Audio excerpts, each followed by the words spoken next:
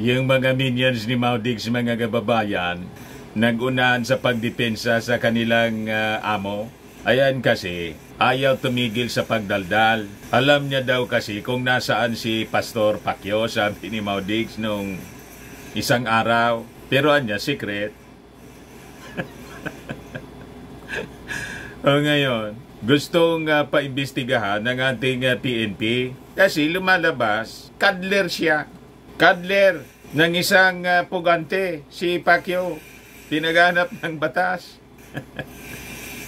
Ngayon kasi yung report ng GMA po, PNP inaalam kung pwedeng sampahan ng reklamong obstruction of justice si dating Pangulong Digong. Lumalabas, tinatago niya. Lalo't administrator siya, inappoint siya. Mga kababayan ng disappointed Sam. Saan ka niya, Mr. Maravillas, na disappointed? Nag-appoint? Inappoint siya bilang administrator ng kayamanan. O ngayon, nagsabi siya noong isang araw. Alam ko niya kung nasaan si Pastor, kaya lang secret.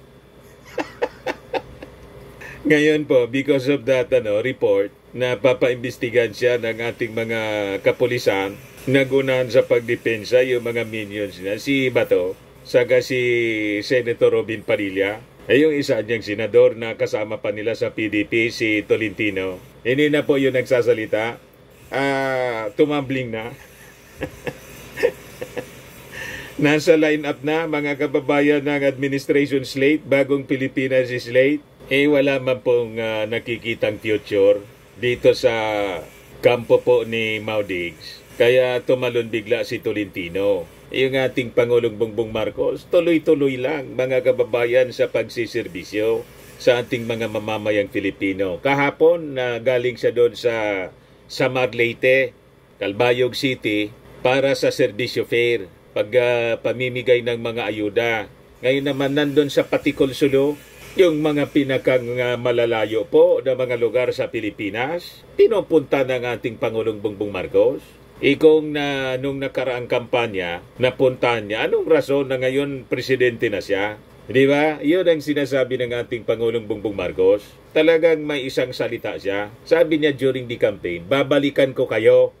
Binalikan nga ng mga kababayan ng ating Pangulong Bongbong Marcos ang bawat probinsya sa buong Pilipinas para magatid na ng serbisyo. Kasi nanalo na Di ba?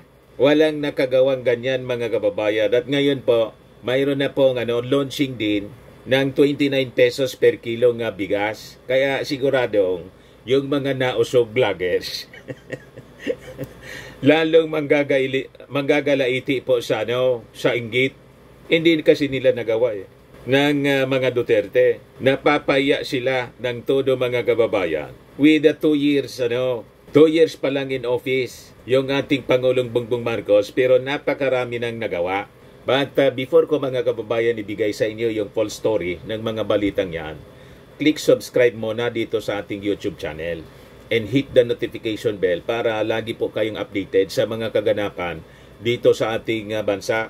Like and share na rin po ninyo ng ating video at huwag na rin po ninyo na skip yung ating mga commercial ads para tuloy-tuloy lang ang pag-unlad ng bagong Pilipinas. Sa mga naghanap ng malinis and spacious fitness gym, pupunta lang po kayo sa aming Colossal Fitness Gym. We also offer Grab Car Rental with our brand new 2023 model ng Toyota Innova. We also accept booking for those who are planning to travel via PAL, Cebu Pacific and other airline companies, local and international, and bills payment for Meralco bills, PLDT, etc. Ang Colossal Fitness Gym is located at 3rd floor, Security Bank Building, Landco Business Park, Legazpi City, Albay. For inquiries, look for Jilon Maravillas. Contact number 0966-802-0949.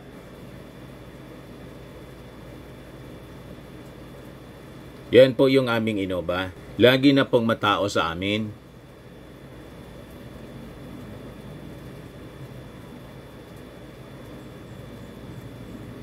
Yan po yung mga bago naming clients.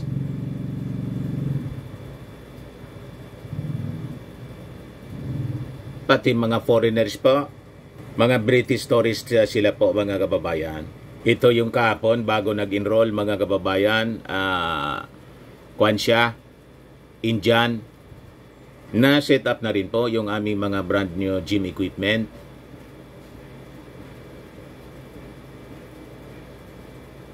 May treadmill na rin po kami. Ito naman po yung bagong product naming binibenta online, iGlow Serum. Galing po siyang South Korea. Whitening po siya. Tingnan ninyo yung epekto sa aking anak na architect entrepreneur. Sa mga inquiries ninyo, dumiritso na lang kayo sa aming messenger, sa kanyang messenger na po, Chris Maravillas. Ito naman po, Firmax Firming and Lifting Cream, pinapahid po sa mga pulses in affected area. Mainam po ito sa mga pains at paninigas na mga kaso-kasuan. Ito po, Automax Radiant Serum. Sa mukha naman yung application. Anti-aging po siya. You will look 10 years younger than your age.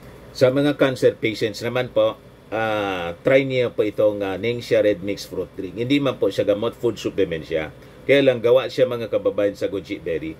Yung goji berry may anti-cancer properties. Yung mga inquiries ninyo, dumiretso na lang kayo sa aming messenger sa Facebook para masagot namin agad. Ayos pa? Ayos na ayos niya, Mr. Maravillas. O ngayon, balikan natin yung ating mga kwento. O ito si Bato.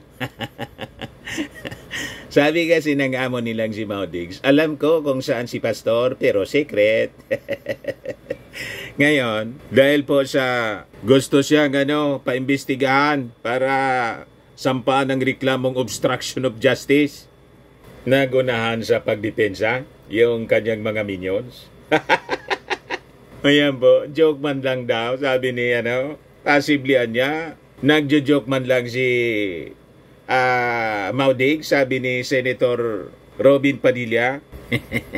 Sabi ng senador, I also studied criminology. That's a bit, I think that's too much. Too much. If he talk like that, we're not even sure if he's joking or he's serious. Lahat kasi dinadaan niya sa biro. Paano kung tulad ng joke niya na gusto niyang gawing province na lang? Pwede na niya yung gawing province yung Pilipinas. Sabi doon sa harap ng ambassador ng China, sineryoso po. And malamang sa malamang, hindi ito joke. Kasi unang-una, mga kababayan, administrator siya at best friend niya. Langan man hindi alam yung kung saan nagtatago si Pacquiao. Baka nga sa bahay ni sa bahay mismo ni Maudigs, mga kababayan nagtatago si Pacquiao. So dapat isama yung bahay ni sa i-raid. Bahay ni dating Pangulong Digong. Hindi ko mo dating presidente siya. Pwede na siyang magtago ng mga pinaghahanap ng batas. Tama yung PNP po. Obstruction of justice. And cuddling fugitive from justice. So pwede siyang makaso, mga kababayan. Tapos si Bato, his statements niya might have been made out of pressure from persons bombarding him with such questions implying he has personal knowledge of the pastor's activities. Siyempre, tatanungin siya kasi kaibigan niya, tama po, best friend. Kaya yung mga pagbibiro niya na alam niya kung nasaan si pastor, malamang totoo pong alam niya. Tama po? So, kailangan talagang imbestigahan po si Maudigs. I-surveillance po. At siguro, ang suggestion natin sa ating mga authorities, wanted na po si Pacquiao. Maglagay na po kayo ng patong sa ulo. Di ba? Kung panahon nga yan ni Maudigs po, shoot to kill na. Ang hindi natin maintindihan, nung panahon ni Maudigs, okay yung shoot to kill at may patong sa ulo. Bakit okay nung panahon niya, hindi okay ngayon? Tama po? Kasi lumalabas po, pinaglalaroan nila yung batas. Ginagawa nilang joke. Yan ang katotohanan niyan. Pagkatapos sasabihin niya, alam niya kung nasaan si pastor. Kaya lang secret. Ngayon na target siya ng investigation ng ating PNP, sasabihin ni Bato. At saka ni Robin Padilla, sasabihin ni Robin Padilla, malamang joke lang. At sabi ni Bato, baka na pressure lang kasi tinatanong ng tinatanong kung alam niya kung nasaan. Siyempre tatanungin.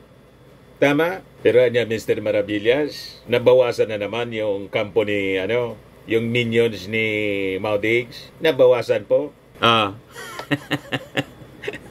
Ito na mga kababayan yung initial list of senatorial candidates under Bagong Pilipinas slate. Si Tito Soto, si Manny Pacquiao, si Ping Lacson daw. Ewan ko kung final na to. Initial nga pala.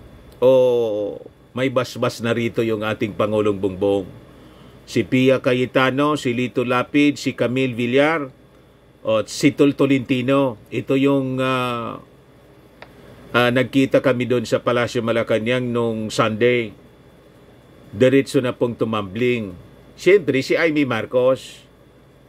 Bagitan niya si Amy Marcos, Mr. Maravillas. Kasama. Di ba dapatan niya? Naka-line up siya doon sa grupo ni Maudix. Nakakaya naman. Kahit may medyo may pagkapasaway mga kababayan si Amy Marcos, nakakaya man na hindi isama sa Bagong Pilipinas slate.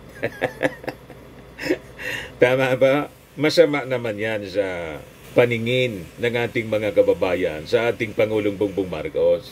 Unang-una, si Amy Marcos, kahit siksik ng siksik siya sa mga Duterte, hindi man po sinasama. Bagaan niya kasi Mr. Maravillas, nakaalata na din yung mga Duterte na si Amy Marcos playing as Trojan horse. Iwan ko po. Pero hindi daw niya iiwan si Inday. Sabi niya doon sa kanyang page, may bago nga siyang statement, yung tungkol sa China, nakatutok na daw yung hypersonic missiles sa 25 areas na may EDCA sites. Ngayon, ipapaimbita siya ng armed forces. Magko-coordinate sa kanya yung armed forces para sabihin, pati yung Defense, National Security Council, kung saan niya nakuha. Kasi wala niya kaming ganyang information. Sabi ng Department of National Defense. Yung propaganda line po ng China, yun ang sinasabi ni Amy Marcos. Sino pa yung kasama? Tatakbo pala si Benhur Abalos, DLG Secretary. Tapos Erwin Tolfo, AC Representative. AC-CIS pala. Tapos si Bong Revilla. Kulang pa ng isa, mga kababayan. 11 pa lang. Anyway, tingnan natin kung sino pa yung sasama. Yung bangka po ni Maudix talaga, palubog ng palubog, mga kababayan. Kasi sabi nga natin, nakita siguro ng mga tulad ni Tol Tolentino, wala man siyang future. Baka niya madamay pa. Kaya lang, iwan ko kung yung mga Marcos loyalists, iboboto siya. Mga nababasa kong mga reactions po, kahit niya sumama si Tol. Damay nga, pati si Amy Marcos, hindi na raw nila iboboto. You see, nasaktan kasi yung mga Marcos loyalists. O ngayon, yung ating Pangulong Bongbong Marcos, from Tacloban City, sa Leyte, tapos sa Samar, Biliran, kahapon, nandun na naman po, nasa Patikol Hulo. Ayan po, nakaready na. Ayan po, distribution of land titles and support services, saka distribution of presidential assistance to farmers and fisherfolk and families. Ngayon pong July 5 sa Patikol, Sulu. Yan. So hindi pa po siya nagsisimula, nagre-ready pa lang po. Ayan po, nagre-ready pa lang. So sabi dyan, 10,000 yung ipamimigay, yung dati po, to 10 selected farmers and fisherfolk na apektado ng El Nino. Financial assistance, 10 million to the provincial government of Sulu for the remaining beneficiaries. Yung government assistance, yung DSWD po, 10,000 each to at least 5,000 beneficiaries, farmers and fisherfolk. Sa Bar Ministry of Agriculture, Fisheries and Agrarian Reform. Farm equipment and inputs worth 2.05 million pesos to 20 farmers association, 500 members each, and rice distribution, 5 kilos of rice to all attendees. Galing po yan sa Office of Speaker Martin Romualdez. So at least 5,000 attendees po yung inaasahan po na pupunta doon. Yun yung briefer po na binigay sa atin ng Presidential Communications Office. May direkta po tayo. Kaya yung mga nilalabas nating mga information, mga kababayan, credible, hindi fake news, hindi propaganda, kundi mga factual information.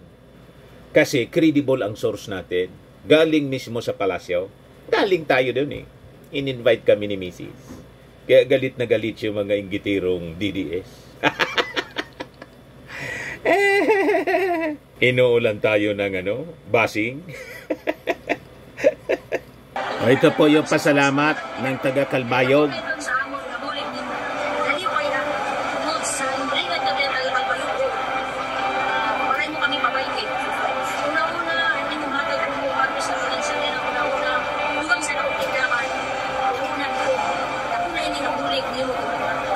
First time ko sa iyo magbungat ko siya ng makapita sa akin. Nakubo rin akong kalifay. Yan hindi sa among syudad sa Calbayog.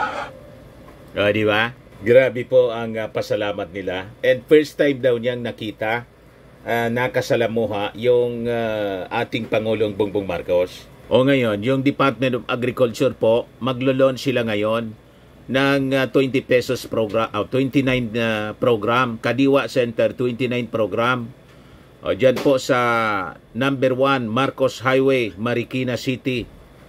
Rice is available 29 pesos per kilo.